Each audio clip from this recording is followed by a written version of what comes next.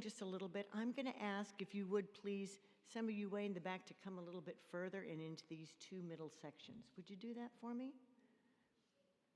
Yeah? Kind of fill in. There we go. Thank you. That gets us up and moving. Yeah.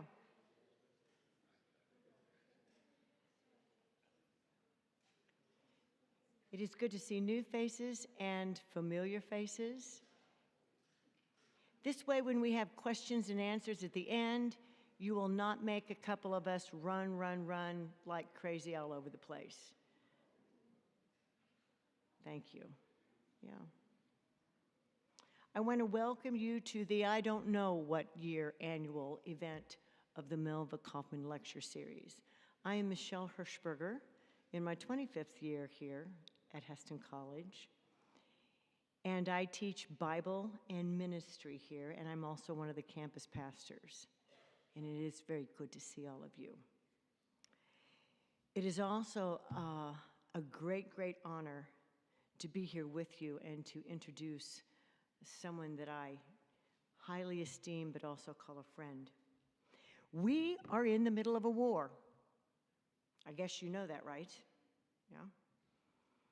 And here we are at Hesston College doing a very brave thing. We're daring to talk about peace.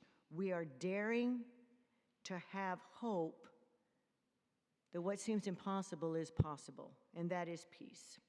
The perfect person to lead us is Dr. Angela Lederach. Now, I asked Angie, and I'm going to call her that because, just so you know, way, way back in the day, she was a student of mine here at Hesston College, and I loved every minute of that. And when I asked Angie to come here, we were not in a war, but I asked her for some very, very good reasons. I asked her to come because she is a renowned peace study scholar, because she's an anthropologist, because she has spent time on the ground in Colombia, although it's a mountain, so I guess she's spent time on a mountain in Colombia. She is an author. I asked her because she is my friend. I asked her because I know that she doesn't talk about this, but you live it. I appreciate that. I didn't know we would be in a war, but God did. And so here we are, and we're going to hear stories and strategies for how to do the impossible through God. And I am so grateful. Dr. Lederach works as Assistant Professor of Peace Studies at Chapman University.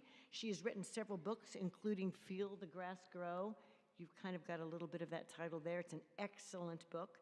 She has done work in the Philippines, Ghana, Sierra Leone, Colombia, Bolivia, the United States, and Guatemala. Yeah. She lives with her husband, Jeff Yoder, and their 2 children in California. And she is happy to be here with us as well. Please help me welcome Dr. Lederach.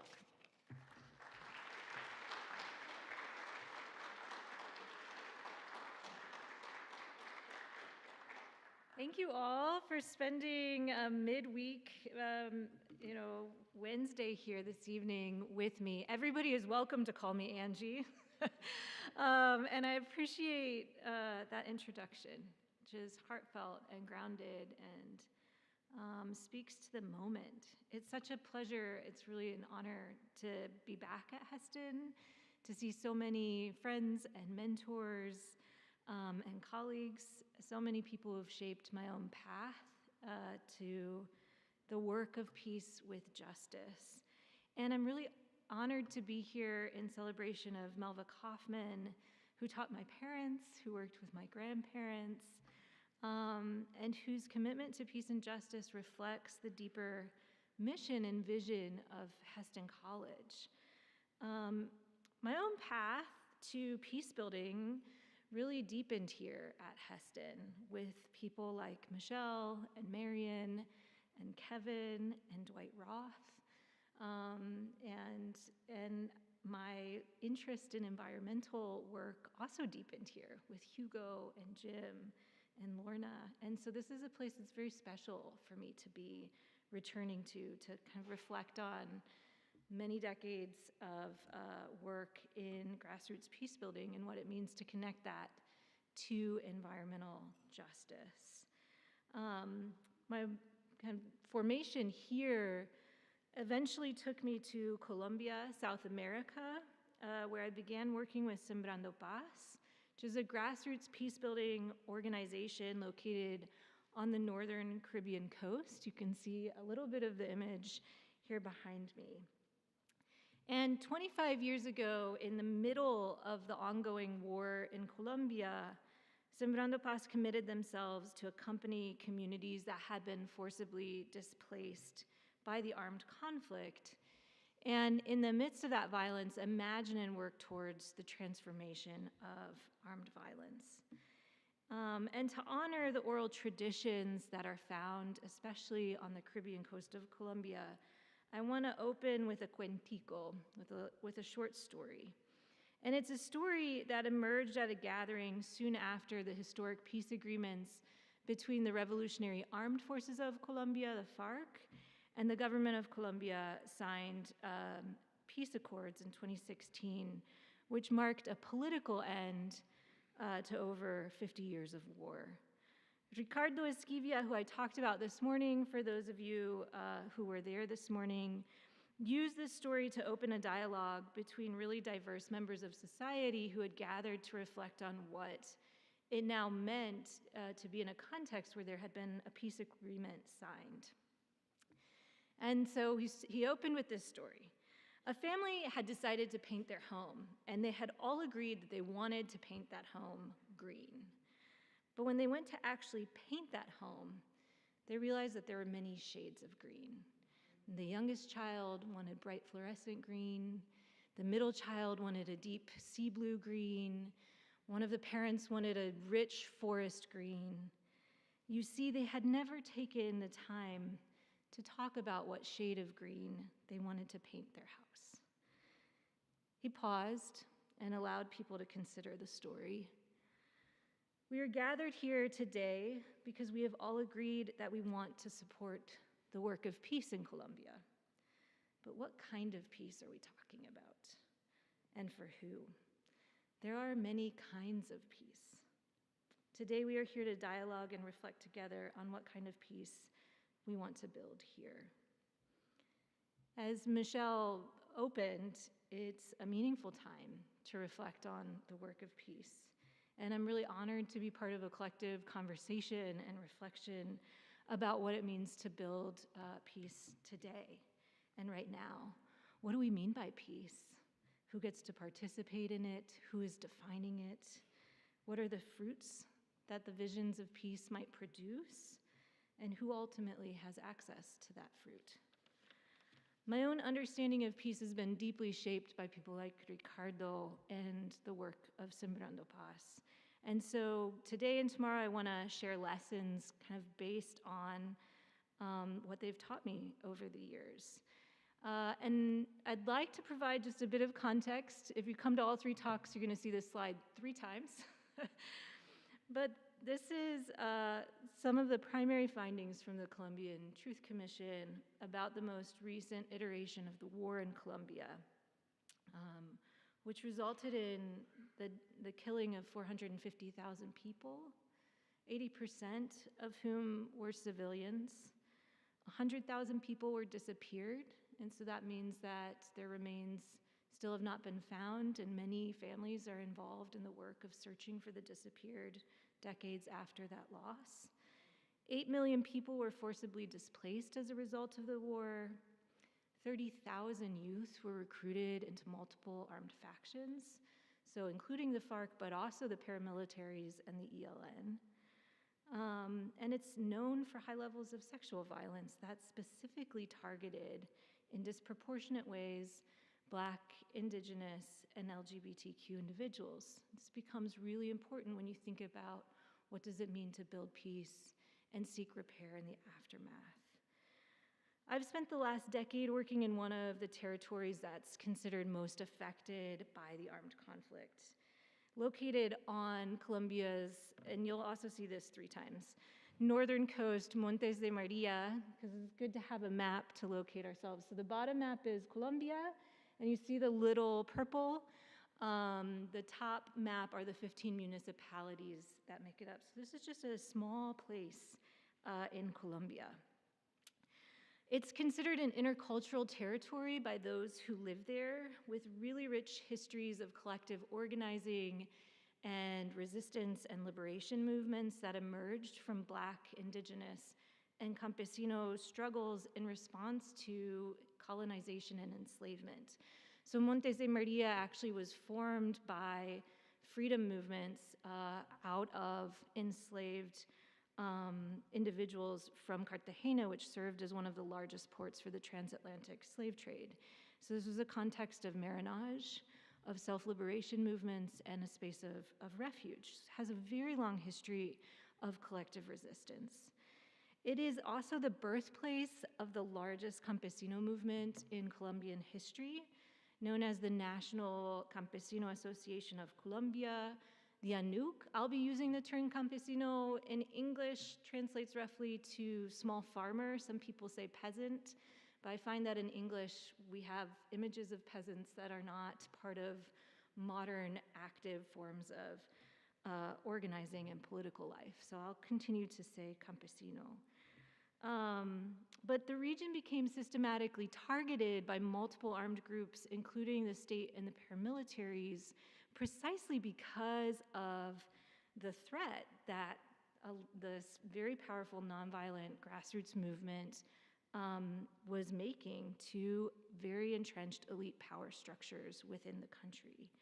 And between the late 90s and through 2005, over 100 massacres took place in Montes de Maria, with untold numbers of selective assassinations, arbitrary detentions, which is the incarceration of individuals without due process, and massive forced displacement. In 2016, after 6 years of ongoing negotiations, the FARC and the Colombian government signed a historic peace agreement to end the longest war in the Western Hemisphere. When I began working in Colombia, the armed conflict had been ongoing for over 50 years, so more than my lifetime. And most people I spoke with assumed that the war would continue. The idea that the FARC would disarm just was a total impossibility to so many people. And yet, on a very warm day, in September in 2016, I found myself traveling with Sembrando Paz and grassroots community leaders who had been directly victimized by the war to witness the historic signing. So this is an image from that day. The old city of Cartagena was awash in the color of white, which is a symbol of peace. And one of the individuals I accompanied that day was Catalina Perez, who's a campesina leader that had really fought to advocate for rural women's rights. And she was a kind of key figure in the land recuperation movements that the ANUC led, with a specific attention to the rights of rural women to land. She was detained and incarcerated by the state as a result of her work for advocacy for women's rights. And upon release, in the face of continued death threats, she eventually had to flee in exile. When she finally returned to Colombia, she picked up where she left off and continued to advocate for the rights of women to land restitution and reparations as victims of the armed conflict. She has dedicated her whole life to building peace with justice, even in the face of violence. And as the peace signing event in Cartagena came to a close, she took my hands and swung me around and started dancing in the street. And she said to me, they said it would never happen.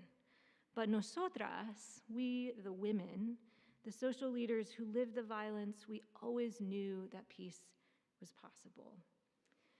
The grounded hope that sustained Catalina's work over decades of violence is a thread that runs through the lives and witness of so many of the people that I work with. But it's also important to grapple with the fact that peace is not linear. It doesn't start with the signing of a piece of paper like an event like this one, and it doesn't end there either. In the case of Colombia, 2 weeks following this very celebratory historic moment, those agreements were rejected narrowly in a popular referendum. In other words, a razor-thin majority of Colombian citizens, and it was a small percentage who actually went out to vote, voted against the peace accords. And so this is a map of that vote, and it reflects a wider pattern, although there's always more complexity within the pattern, but it does reflect a wider pattern of persistent inequalities and disproportionate forms of violence.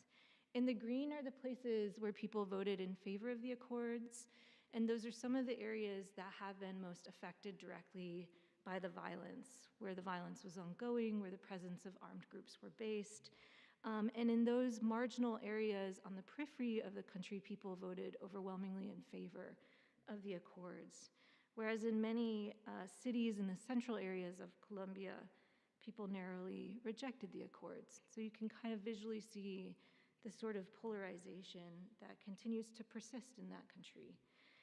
The day after the referendum vote, ordinary citizens, led almost entirely by students initially, took peace to the street to demand that the process continue.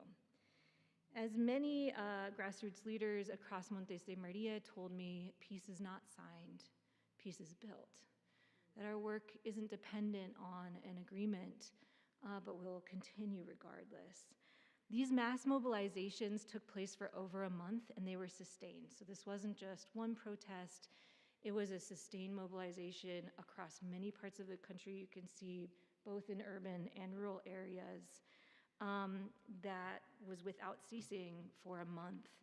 And eventually it led the FARC and the government to return to the negotiating table, this time inviting leaders from the opposition, those who were campaigning against the accords, to join the process. And a revised accord was signed in November of 2016. Several weeks after that signing of what is now the revised and final accord, I was with the Sembrando Paz team. We were preparing for Christmas break. We were all very excited. And Ricardo led us in a reflection, drawing on a biblical passage from Matthew 16. And in particular, Matthew 16, verse 3. Ricardo opened by saying, we need to look at the context and learn to read the signs of the times. What we do today in the present is our future, but we cannot forget that the present is also nourished with what has already happened. He then proceeded to outline the history that had produced the war, detailing the less visible underlying structural causes and conditions of the war that trace back in many ways to historical processes of enslavement and colonization that are not abstract, that are deeply embedded in continued forms of political exclusion, dehumanization, and the disproportionate violence that targets Black, Campesino, and indigenous communities in Colombia. You can't just look at the sky and see that it's red. Right? And so he was inviting people into a deeper reflection on the signs of the times. Today, the war has not ended, he continued. The FARC is one of the armed groups, the largest group, but it is only one. And this is true up until today. It's not that we shouldn't be excited, but we need to have realistic excitement. The war is not over, and we have to have this history and context clear. The 2016 Accord is one of the most comprehensive in the world, meaning it addresses a lot of the underlying causes within the text of the Accord, but signed agreements are really only as meaningful as their implementation. In the words of Cynthia Enloe, wars don't simply end. It requires enormous amounts of advocacy and organizing for this to happen. And wars don't end simply. Sembrando Paz centers their work for peace on the practice of accompaniment, which for the organization entails a permanent commitment to walk alongside communities living directly in the midst and aftermath of violence, as they work to create spaces of peace, of safety, and to reclaim a sense of dignity. To accompany is to walk alongside, to listen deeply, and to commit oneself permanently to a relationship. It is often not doing very much. So I've had students who have interned with Sembrando Paz. They find this very hard to learn the work of accompaniment. But it is really significant. Reflecting on Matthew 16 to read the signs of the times allows members of Sembrando Paz to consider how they can continuously be responsive to new and persistent forms of violence and work to transform those underlying conditions.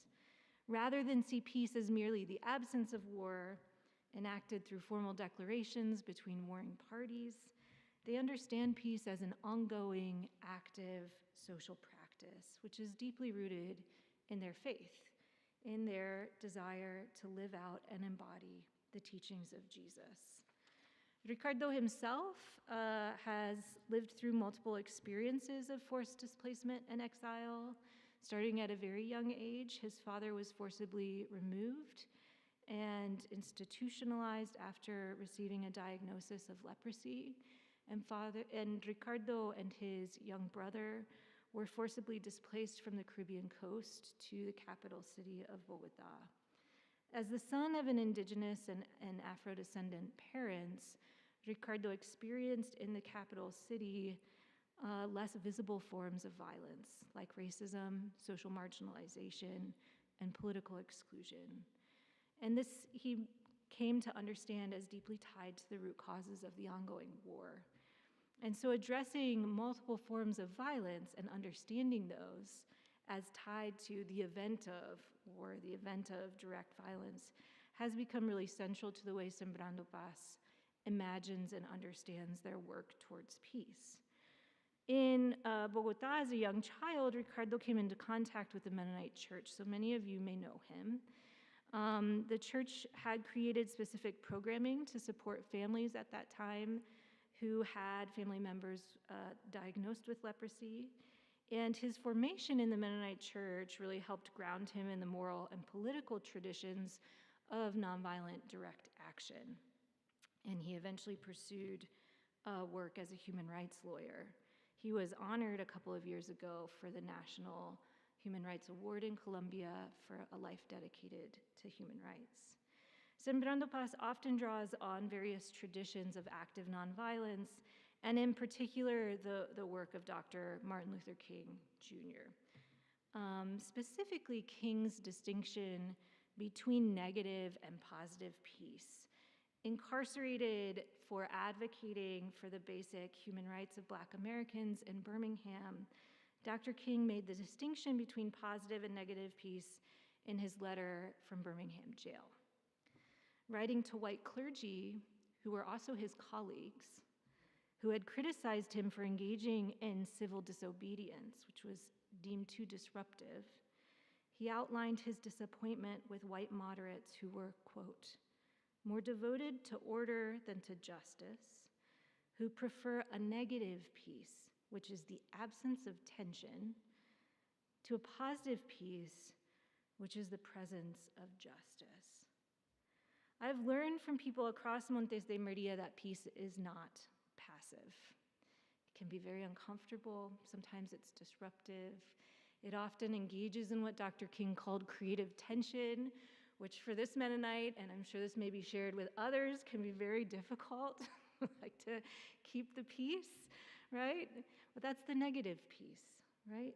Peace requires direct action, requires courageous commitment to tend the yet unseen collective horizon for dignified life for all people, and to imagine that horizon while still living in the epicenter of violence. Like the story that I opened with, Dr. King understood that the word peace could be used in various ways, that there are many shades of green. In Colombia, peace has been used by the state and the Colombian military to justify violence against civilians advocating for their constitutional rights, like Catalina. It has been used to spearhead development projects by corporations who often benefit companies rather than communities. It has been used by international diplomats to ensure the narrow interests of nation states. This is a negative peace. It's a shade that upholds the status quo and entrenches unequal and oppressive relationships.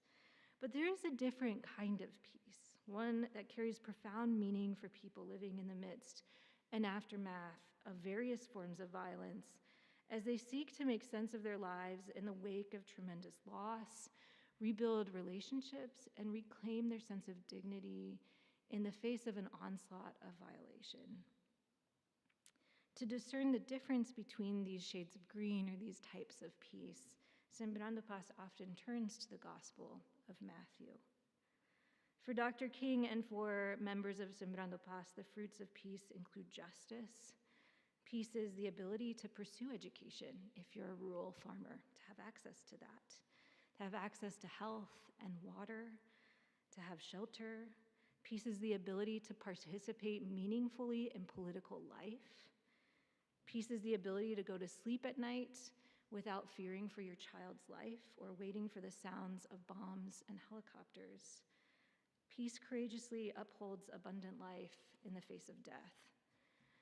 The 2016 Accords have been hailed worldwide because of the measures that were included to address not only the priorities of the warring parties, but actually to place the victims at the center of that process.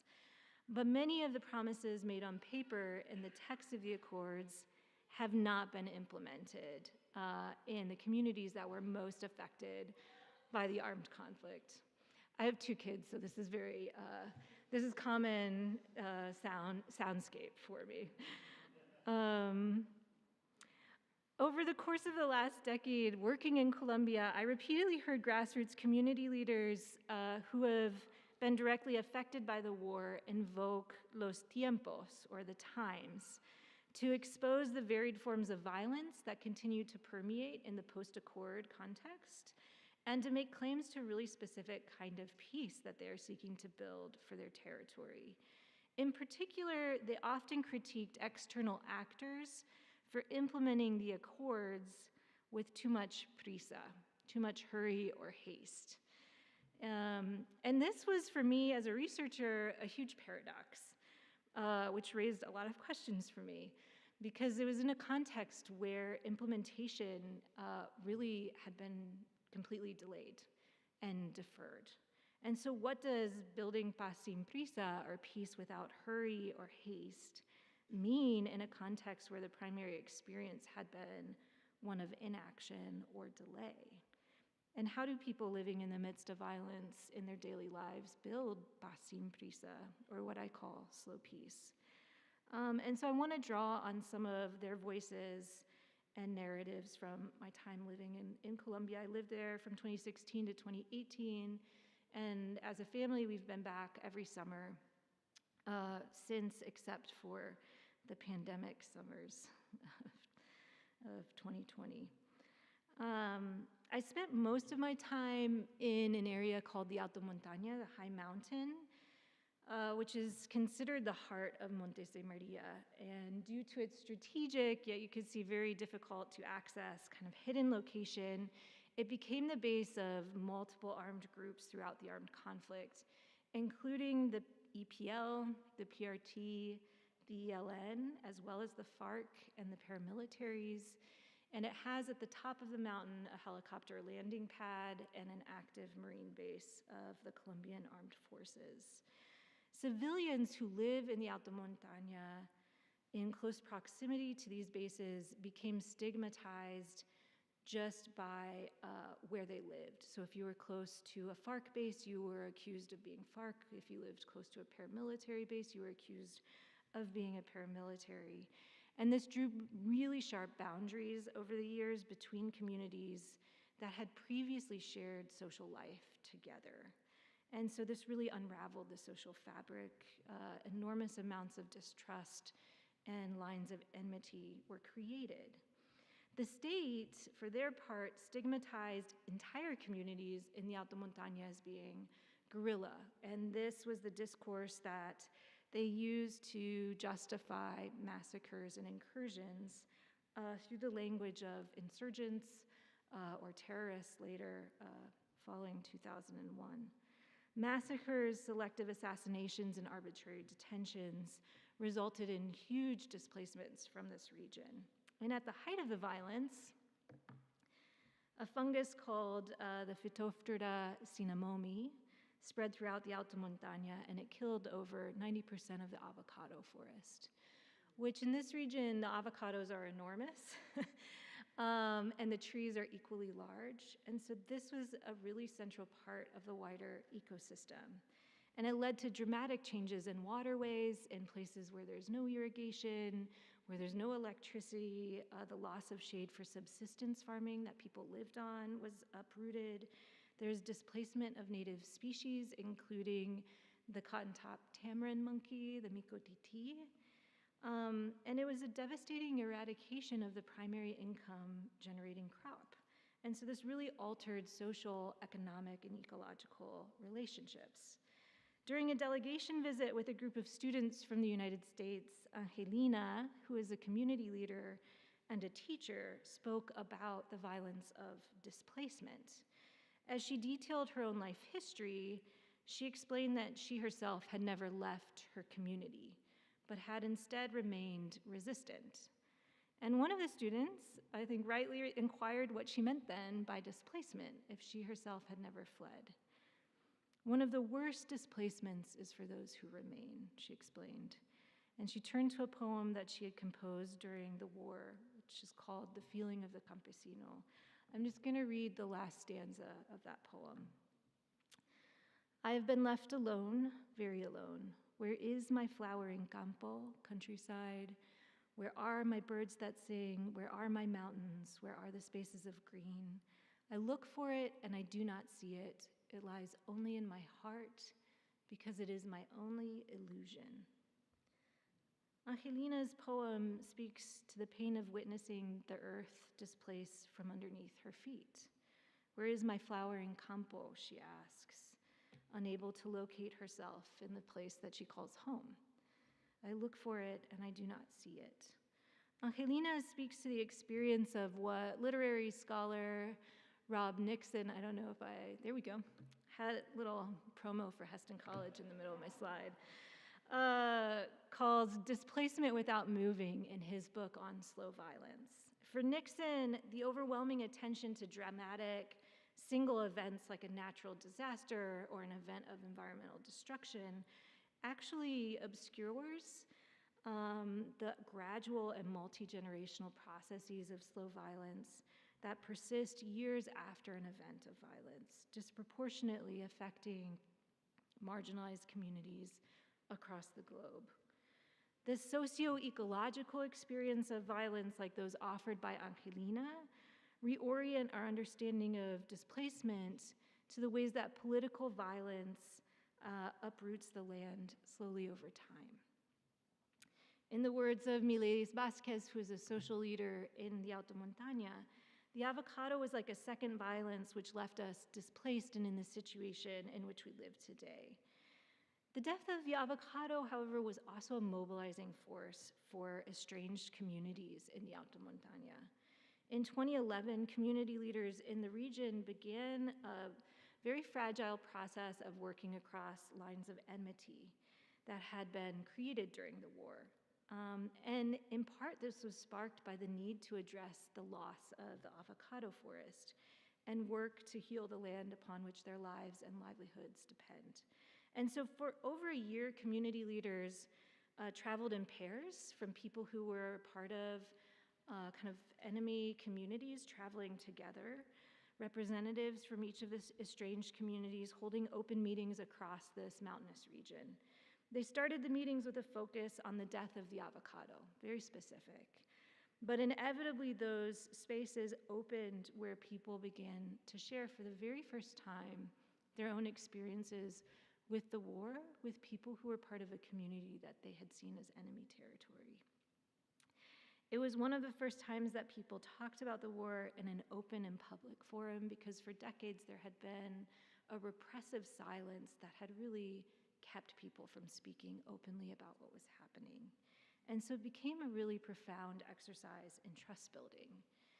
After 2 years of sustained community-based dialogue, the peaceful process of reconciliation and integration was born, And soon after, the Youth Peace Provokers movement established themselves as the wing of this intergenerational movement. I'm going to talk about their work tomorrow. In 2013, the peaceful process led nearly 2,000 campesinos in a nonviolent march to demand collective reparations from the state, specifically in response to the avocado, which they identified very explicitly as a victim of the war. That not only were they victims of the war, but the avocado forest was also a victim of the war. And they successfully negotiated an agreement with the state, which includes recognition of the avocado as a victim of the war, and it made the Alta Montaña at the time the largest collective reparations process in the country. In the Alta Montaña and across Montes de Maria, violence and peace are understood as more than human. The land for people like Angelina and Mileris is relationally experienced as living and feeling, a central actor in the work of reconciliation. Unfortunately, a lot of Western frameworks of environmentalism too often deny recognition of the mutual relationship between humans and the environment. And the daily work to build peace, which includes environmental relations in communities across Montes de Maria, are often not recognized by wider international actors. And this really had consequences for how implementation was approached by the state and various programming that came to the Alta Montaña.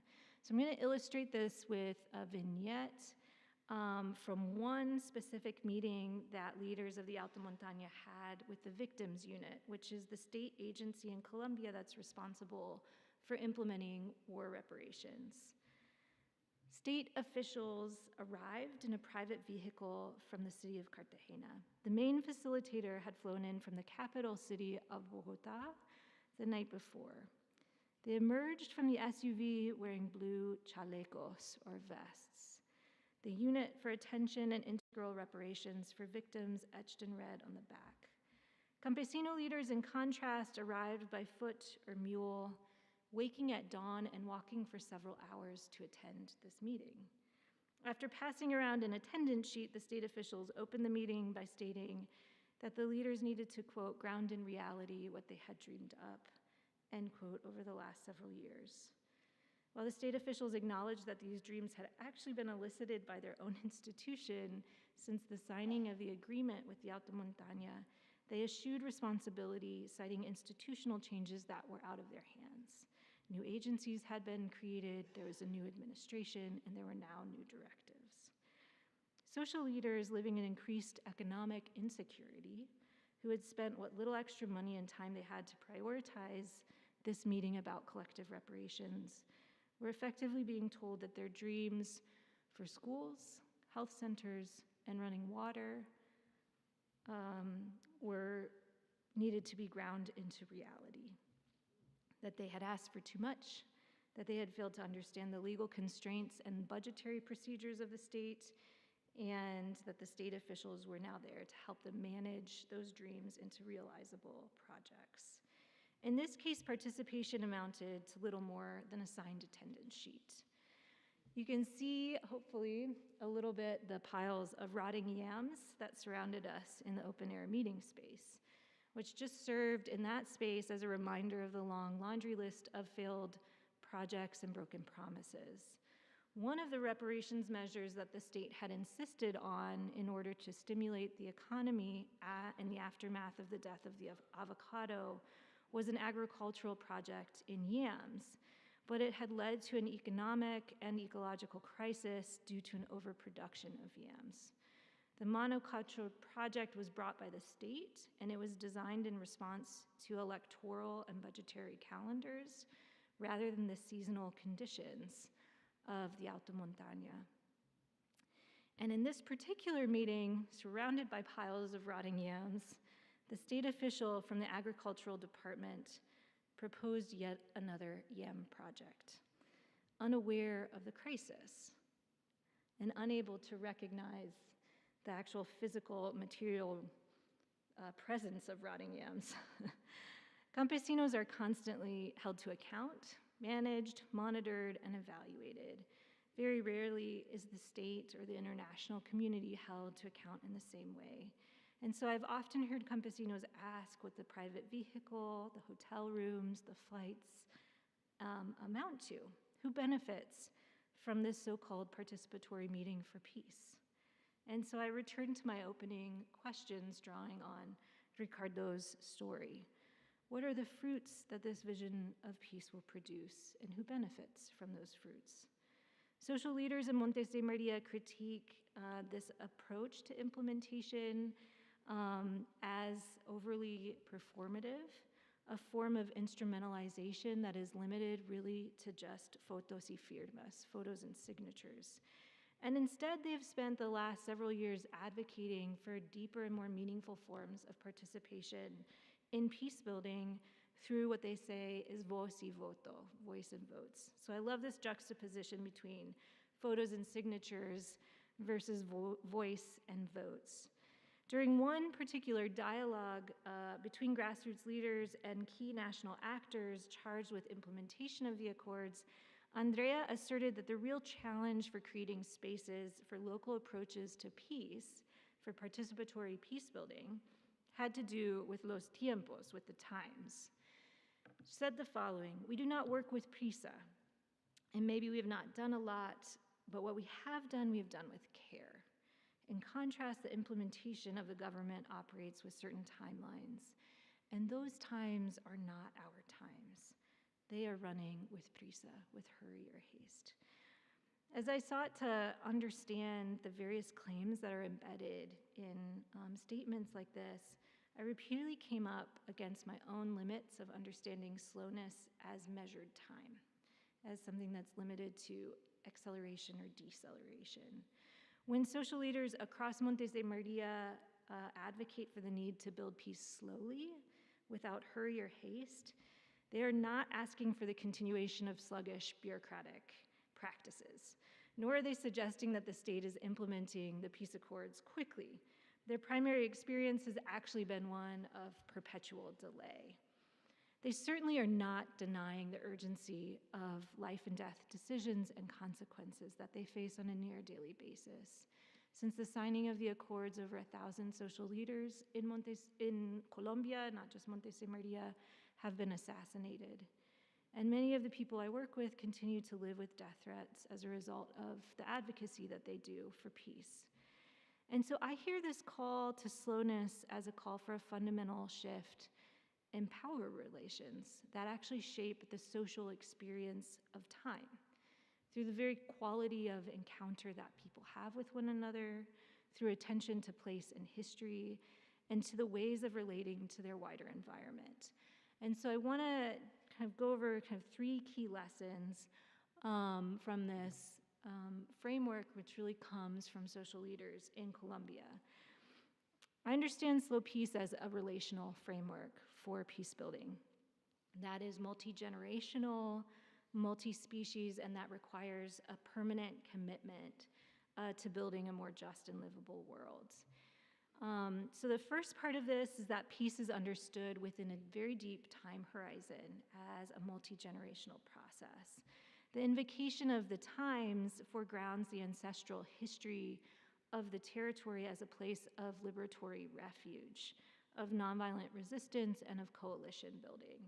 This is exemplified in a statement made by Jose Macareno, who's a campesino leader, during a very heated dialogue with a corporation that was trying to spearhead a development project. In response, he said, ancestrally, so he locates this with an ancestral context, the territory has continually suffered from interventions, and it is marked by this. The context must be clear. We are talking about the dispossession and recuperation of land. We are talking about the experience of slavery. We are talking about the role that elite landowners have always played to maintain these structures. Interventions have caused so much harm. The time for us social leaders are not the times of the foundations. Here, he really expands our analysis to think about the historical processes that continue to structure systemic inequality and give rise to violence, and outlines how it's actually cycles of external interventions rather than some inherent deficiency of the campo or the countryside that have led to disproportionate violence. Second, the call to slowness deepens attention to mutual relationships of care between humans and the wider environment. Rural farmers in Montes de Maria articulate a relational understanding of slowness as a way of inhabiting the world and as a mode of attention. It's one that is deeply tied to their daily labor with the soil. Slow peace emerges from place-based peace-building practices that include things like regenerating soil life, waterways, finding innovative ways to capture water, and reclaiming memories that are held within the land. As Angelina is fond of saying, the campesino, or the small farmer, was born for the campo, the countryside, and the campo for the campesino. The campesino gives life to the campo, and the campo gives life to the campesino. Here, slow peace is not a call to delay action. Instead, I would argue that there's a profound urgency in the call to slow down, to take notice, and to tend territorial relations of care in the wake of violence in the midst of a fractured and destroyed landscape. Jose and Angelina understand that the times of states are not the times of forests.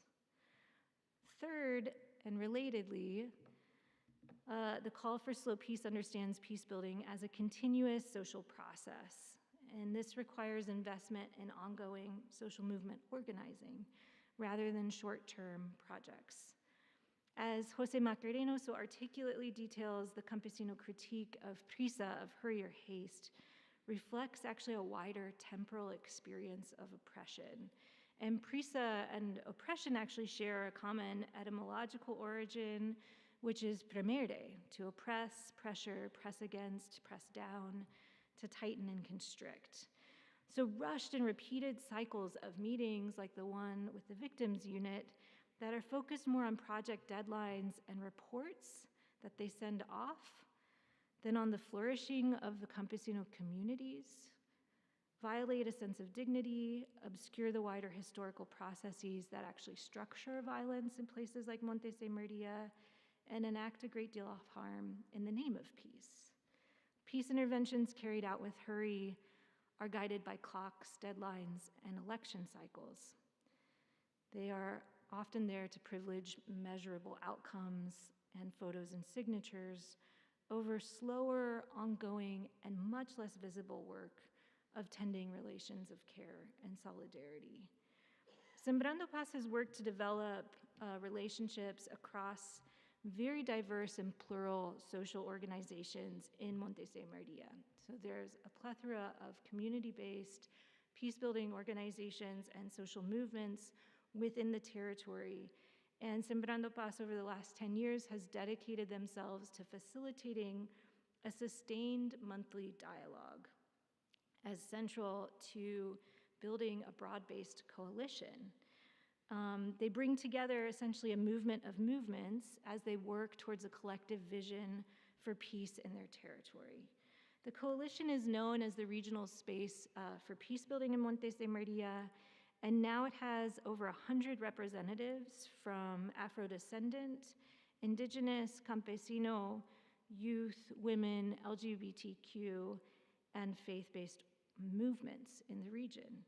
And over the last 10 years, the Espacio Regional, or the regional space, has met every month without fail, including throughout the pandemic. They often joined from various cell phones from where they were located. In the height of increasing political violence in the region, and across multiple presidential administrations, some of which have been quite hostile to the peace process. In the wake of decades of violence that eroded trust and shredded the social fabric and instilled fear through repression, the coalition prioritizes the ability every month for people to gather and speak publicly through a sustained dialogue process. This is an iterative practice of voice and votes. It is not merely a means to achieving peace, it is actually peace, the substance of peace unfolding. They call their monthly dialogues encounters with equals who have become divided. And I have to say, it's very powerful to sit with 70-year-old farmers working alongside queer youth towards their shared vision for peace in the territory. They don't always agree on what shade of green they want to paint, and they don't always understand each other, but over the years they have developed, as one farmer told me, who's 75, with tears in his eyes, deep bonds of friendship. The regional space has also facilitated, so they have the kind of horizontal dialogue across various grassroots movements, but they also facilitate what they call improbable dialogues with unlikely actors, namely those who are responsible for the violence in Montes de Maria. And so they have taken concerted efforts to engage in a series of dialogues with the very people who have harmed them. Since 2010, they have convened dialogues with former FARC members, former paramilitary commanders, and former generals from the Colombian Armed Forces. As a coalition, they explicitly choose to be in proximate relationship with those most directly responsible for the violence, rather than rejecting that encounter. And they have been able to build power from the bottom up because of that. Most recently, they launched the country's first restorative justice council to provide a sustained community-based platform to engage with the work of Colombia's Transitional Justice Tribunal, known as the Special Jurisdiction for Peace. And last month, after many years of advocacy, the Special Jurisdiction for Peace declared the entire territory of Montes de Maria, including the waterways, the marshes, the mountains, and the forests, a victim of the armed conflict, setting a historic precedent for the global rights of nature movement, which is endowing both human and environmental spaces with the right to repair under the 2016 Accords. Implementation is another question, but it's a really important tool to have in their advocacy box. So while it is not easy, it is possible to build and sustain broad-based coalitions working towards a collective horizon for peace. But those relationships require continuous tending. The daily and patient struggle to cultivate slow peace derives from and deepens what I call an ethics of attention. The acute ability to focus attention towards the relations and lives that exist, even amid violence and destruction. In an age of degraded attention, when wars that destroy whole communities or the bombing of a girls' school become just another viral clip that disappear from our screens as quickly as they appear, slowing down is an act of defiance in defense of life.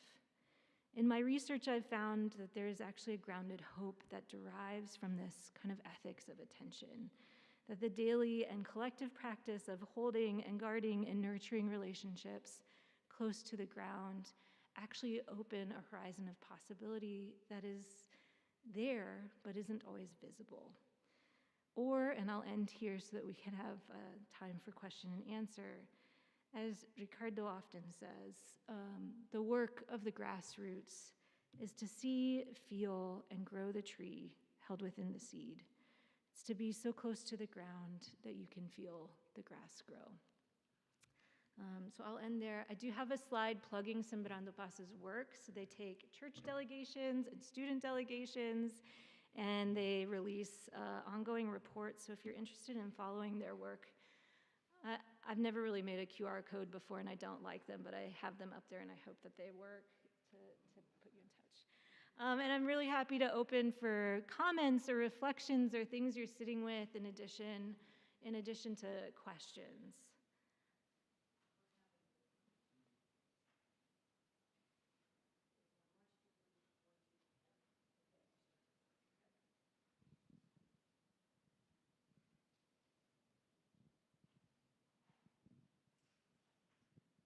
Thank you, Angie. I'm curious, how do people's experience with anger affect this peace-building process? Yeah, I mean, I think anger is a human emotion, And actually, in the wake of the plebiscite referendum, one of the things that came up over and over again was a term in Spanish that had embedded in it notions of anger and rage. But I think it's directing that anger towards a horizon of change, right? So you can experience anger and direct it in many different ways. And where I've seen it constructively engaged and directed has been towards really strategic thinking around what needs to change and where do you take that kind of anger in order to direct it in kind of strategic ways, rather than the first person that you see or the most visible person that you see, and to think much deeper about, again, those structural dimensions that are part of the armed conflict. I would say anger on its own, if it's not accompanied by other emotions, leads to burnout very, very quickly. And part of what I have always found inspiring in the work of the movements that I accompany in Montes de Maria is the ways that collective spaces and collective action actually allow, I think, for a multitude of emotions to come forth. So I've been in plenty of meetings where, actually that quote from Jose Macareno, Jose is he's a very loud person.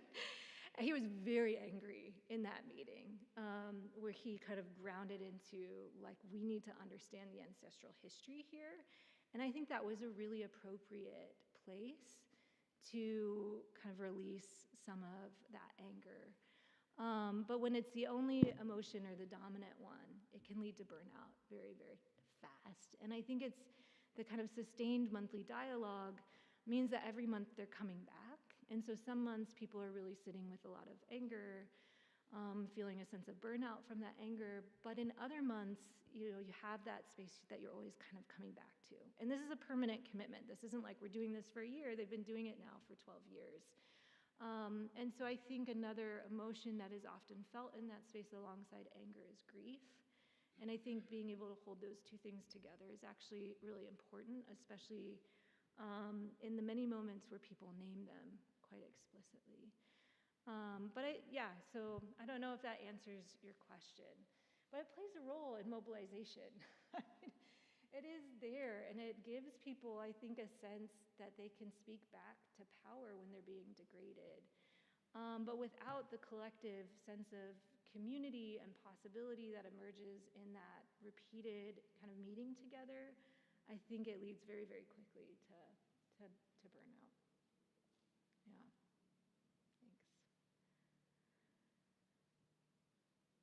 Questions or comments or other reflections? Michelle has the microphone, and so does Woody.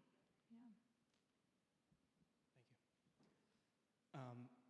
When you spoke about the organizations that were there for the short term or just for the deadline, talking about signatures and photos and things like that, it could be, it seems like that might be a weakness or a possible tendency of an organization with any level of bureaucracy, any kind of structure. So the difference with the movement of movements that you talked about is that because the effectiveness that they have, is that because of the structure of it being horizontal? Is it because the people are the people who actually live there? Or what elements make it so effective? Or is there more than those things? Yeah, it's a great question. I have a very strong critique of the international kind of political economy of peace building, which demands from a lot of organizations, including Sembrando Paz, photos and signatures all the time. We need attendance sheets to see that this happened, right? We're kind of measuring whether you're filling the thing that we've sent you money to do.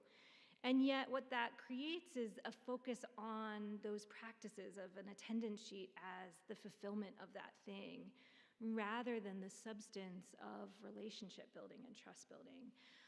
So both the peaceful process and the regional space at various moments have asked the question, should we legalize ourselves, which would be the term to kind of make yourself a nonprofit in the United States. And that would then allow them to do various economic activities that they can't necessarily do as a movement. And every time it comes up, they say no. Because if we did that, it would eradicate actually the kind of organizing that we're doing, the flexibility that it gives us, the ways that we are committed to repairing relationships that have been deeply broken in the armed conflict. And there are a number of international organizations that have recently started kind of sending money without any ties, without any strings attached, and a wider movement within some of the donor communities to really think about what direct cash payments would do in terms of deepening the possibility for supporting something like building a broad-based coalition and engaging in sustained dialogue. And that includes some of what has supported the movement's work. So if there are no strings attached, they will accept that funding, but if there are any strings attached at all, they refuse the funding, which is very hard. I mean, these are very, very poor farmers, and they're paying out of pocket to arrive to these sustained dialogue meetings, and they're refusing at times the possibility of donor funding that would, allow them transportation support. But they have done that on the basis of really wanting to maintain trust and relationship at the center. And so what I do think has been effective are those organizations that have started to provide direct cash payments with no strings attached. This is something that the late Dr. Paul Farmer really advocated for in the context of public health that he was working in. But it's also something that foundations like Humanity United are increasingly engaged in doing because they recognize that the wider political economy that circulates around writing up a report and submitting the report actually takes away from the deeper and very fragile work of relationship building in the wake of violence. And so I think that it's important to think about and direct attention to those sorts of spaces as really holding possibilities for more transformative change. But I also recognize that a lot of people, I spend a lot of time with incredible people who work for state bureaucracies in Colombia, and often their work is like creating space that wouldn't otherwise be there.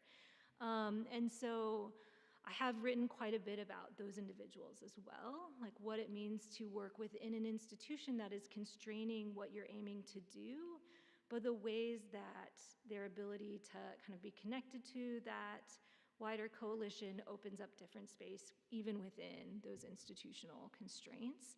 So pushing back against the ways that the victims unit in this example was carrying out the reparations was actually much more effective when there were bureaucrats within that agency saying, this is what's happening and it needs to shift. So there's a lot more complexity than I necessarily, that I painted in the last hour, but I think thinking about that kind of bureaucratic activism within institutions is equally important. But I would say that so much of international peace-building programming over the last couple of decades has really been around like 3-year and sometimes shorter projects. Here's like the project, here's the measurable outcome, you make it or you don't make it. And that time frame and that kind of constraint actually has done a lot of harm in wider efforts of building trust.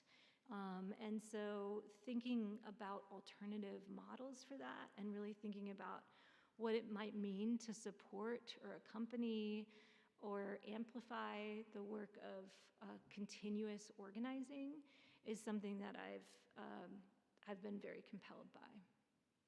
Yeah, it's a great question. Thanks.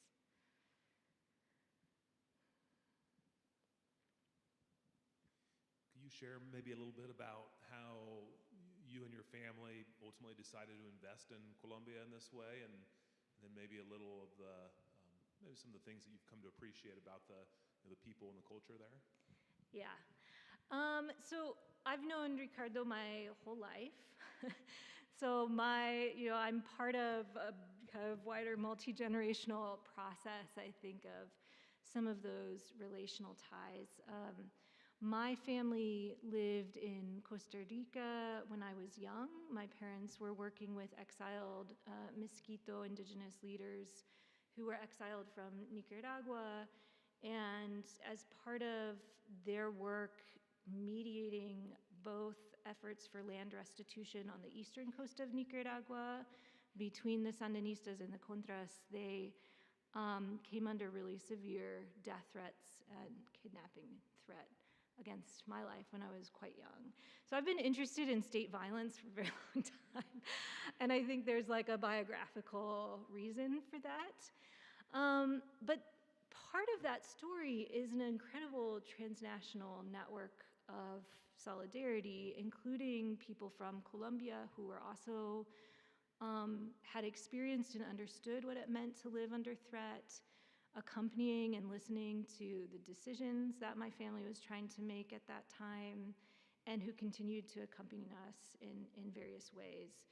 And so we returned to the United States as a result of those threats, and several years later, when Ricardo was forced into exile, he lived very close to us in Harrisonburg, Virginia.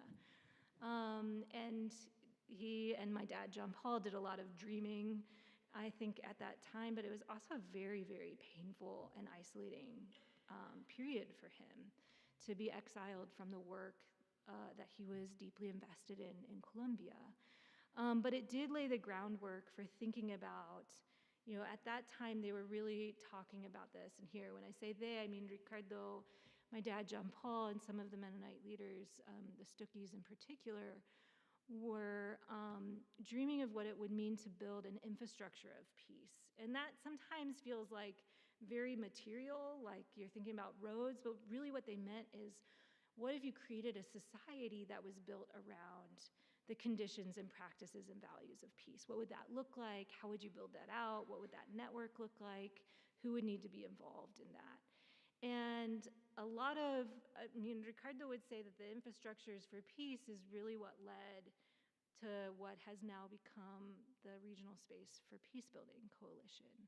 That you're creating a space that's permanent of people who are coming back together every single month to really commit themselves to a collective vision of peace and think across various levels for how to engage with that. So you have the grassroots members, but you also have people from state agencies, from the UN, from various churches at different levels who participate in that coalition as well. There's the base group, the grassroots group, and then you have allies. So I'm an academic ally in that coalition, but the idea is that you're creating at various scales the ability to integrate values and practices and possibilities for peace so that it can be responsive to violence rather than reactive to it. And I think that they've had, in the last 10 years, really tremendous achievements, including most recently major land restitution that came out of a dialogue with one of the multinational logging corporations that was responsible for dispossession in the region. And that hasn't happened through the state agencies. That happened actually through that coalition's work. And it's still a very complex process, but you have direct ways that people are not only advocating, but creating spaces for reparations within that work. So there's a long history kind of behind that. And Colombia, I think you'll get a sense of this maybe more tomorrow, but when I say that people have become family, have become family to me, I really mean it. I mean, we're just wrapped into people's lives immediately. I have a 3 and a 6-year-old. My 6-year-old recently was saying, and I don't have Juana on here, but Juana is one of the community leaders who's done remarkable work around trauma healing using weaving tapestries, who comes from a historically Black community known as Mampujan in Colombia.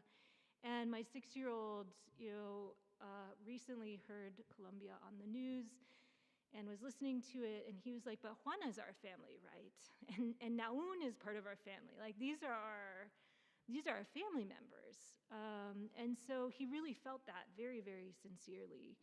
And, I go to a farm and I leave with my backpack absolutely jam full of avocados when they're available, and mangoes, and any kind of food that you can imagine.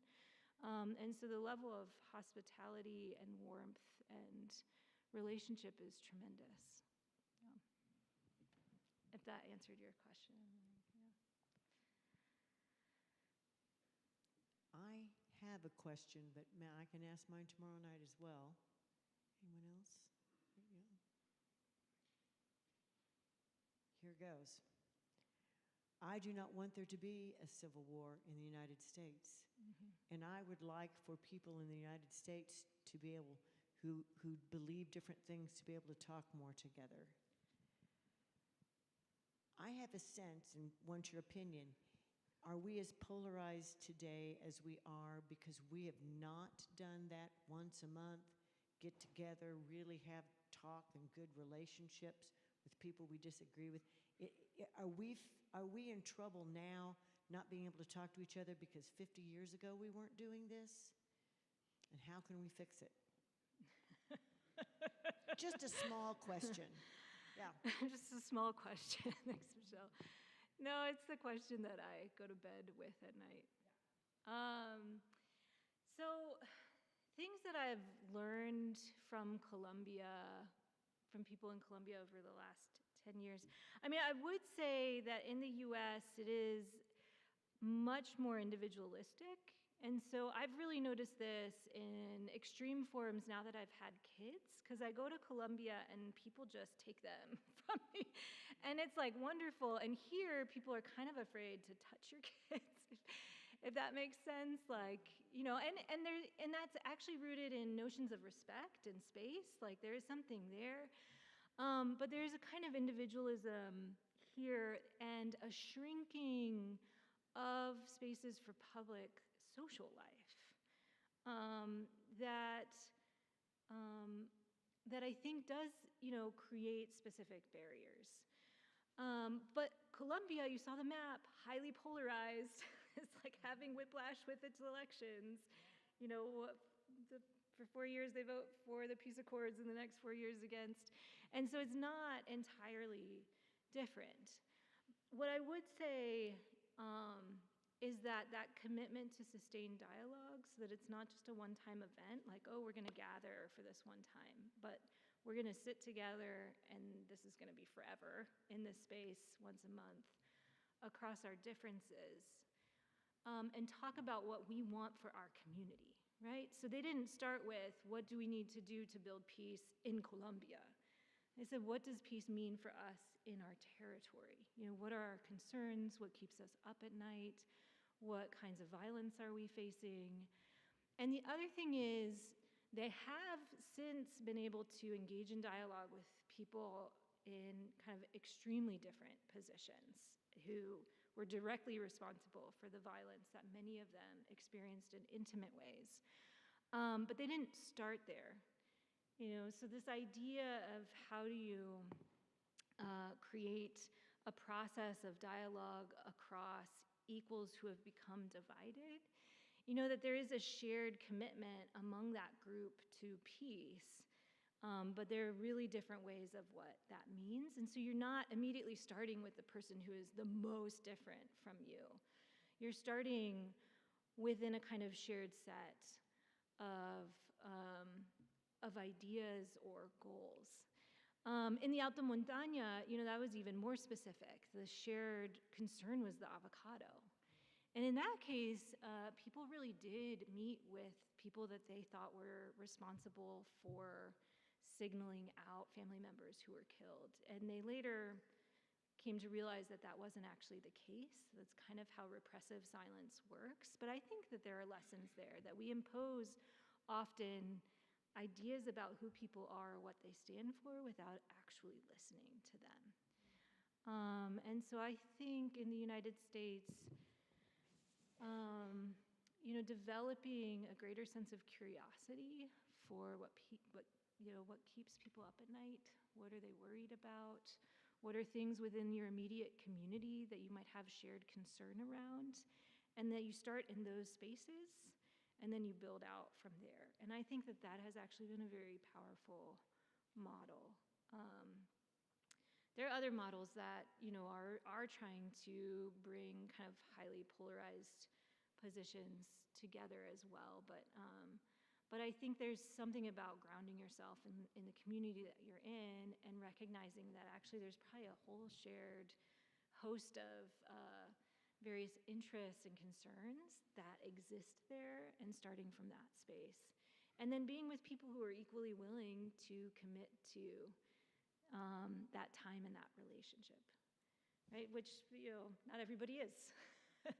And so you're not necessarily trying to do everything with everyone, but I think that that's an important starting place. I think in the US, we've lost the ability to listen. Krista Tippett talks about this in really powerful ways, the generous art of listening as a spiritual technology, where instead of listening for the response behind the question, you're listening for the humanity behind the reflection that somebody's giving to you, what it means to create a space of hospitality for that listening, and not assuming, being willing to be surprised by what people might share. And so I think we could really work on that muscle a lot more. Yeah. Thanks.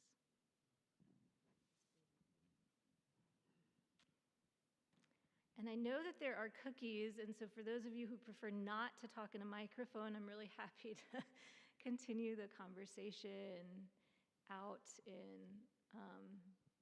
in the foyer. Is that right? Is that right, Michelle? Yeah. Please do join me. Thank you, thank you, thank you. Thank you so much, Angie. Wow, given us so much to think about.